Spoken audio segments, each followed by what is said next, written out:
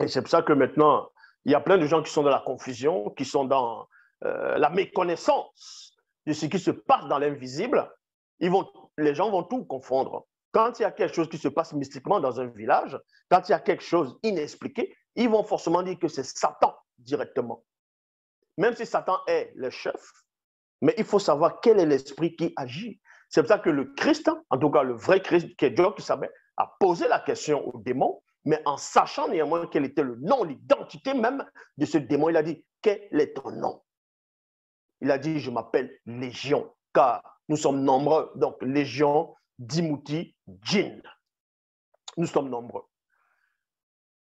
Koudoumane a posé la question au démon en sachant néanmoins la réponse. Parce que le démon devait s'identifier pour, j'avais déjà expliqué le pourquoi.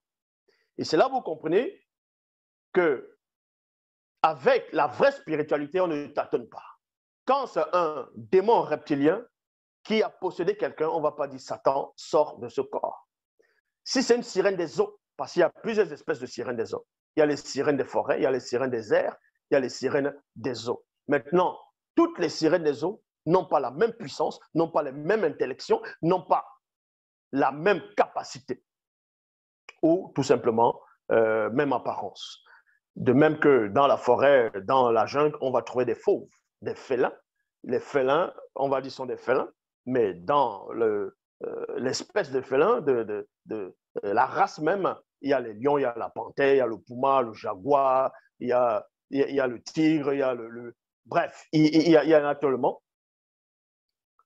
Et avec les sirènes des eaux, c'est la même chose. C'est-à-dire qu'il y a plusieurs espèces de sirènes. Donc, quand une sirène des eaux possède quelqu'un, possède un homme ou bien possède une femme, il ne faut pas tout simplement dire qu'on va chasser cette sirène des eaux sans toutefois connaître l'identité, la puissance de cette sirène qui a possédé telle personne. Et c'est la même chose avec les démons pythons. Tous les pythons, on va dire qu'on peut trouver dans les jungles, dans la forêt, n'ont pas les mêmes tailles.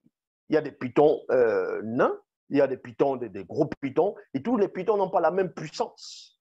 Et le monde des démons, c'est la même chose. C'est ce qu'on vous révèle dans la démonologie. Donc, il faut connaître l'étude interdite de la science du démon pour pouvoir pallier contre les forces occultes